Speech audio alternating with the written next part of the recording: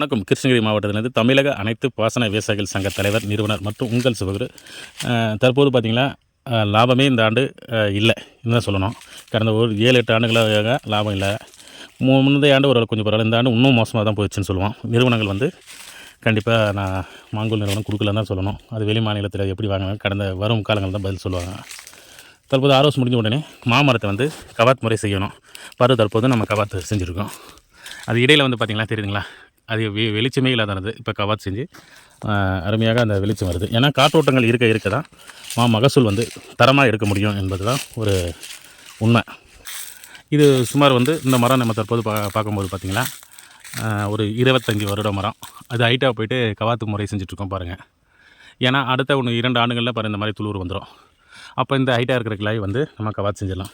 இப்படி செய்யும்போது தரமான காய் உற்பத்தி செய்ய முடியும். அதே மாதிரி நம்ம காய் மகசூல் எடுக்கிறதுக்கு ஆர்ஓஎஸ் பண்ணும்போது அது வந்து நமக்கு உதவியாக இருக்கும்.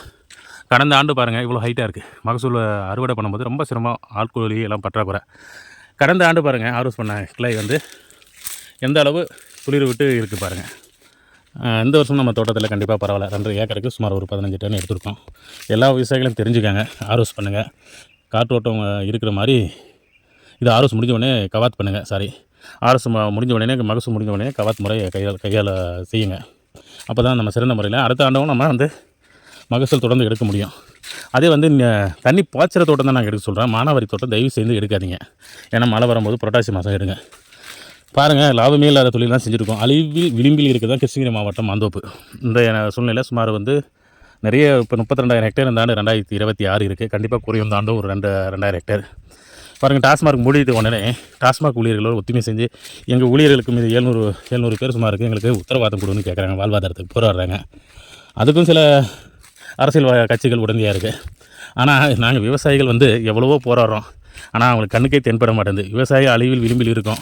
நாங்கள் உணவு தரோம், ஆரோக்கியமான உணவு தரோம். விவசாயிகளை அழிச்சிட்ருக்கீங்களே, அது அரசியல்வாதிக்கு எந்த அரசியல்வாதிக்கும் தெரியலைங்க. முடிந்த வரைக்கும் புதிய முதல்வர் அவர்களுக்கு கண்ணில் பட வரைக்கும் ஷேர் பண்ணுங்கள்.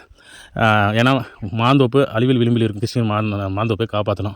மாண்புமிகு தமிழக முதல்வர் ஐயா அவர்களுக்கு, புதிய முதல்வருக்கு தெரியும் வரை ஷேர் பண்ணுங்கள். ஏன்னா இது கண்டிப்பாக நம்ம தமிழகத்தில் வந்து அழிச்சிட்டாங்களா, அதில் ஏற்கனவே வந்து நம்ம இவ்வளோ இந்திய அளவில் 7வது இடத்துல இருக்கோம், 6வது இடத்துல இருக்கும். சுமார் வெளி மாநிலத்தில் மாங்காயை வந்து வாங்கிட்டு வந்து தான் நம்ம சாப்பிடும் நிலைமையாக இருக்கும். ஏற்கனவே அப்படி தான் மாங்கூல் நிறுவனம் மாங்கூலை அரைச்சிட்ருக்காங்க. இது இந்த நிலைமை மாறணும். மீண்டும் அடுத்த ஒரு நல்ல பதிவில் சந்திப்போம். நன்றி, வணக்கம்.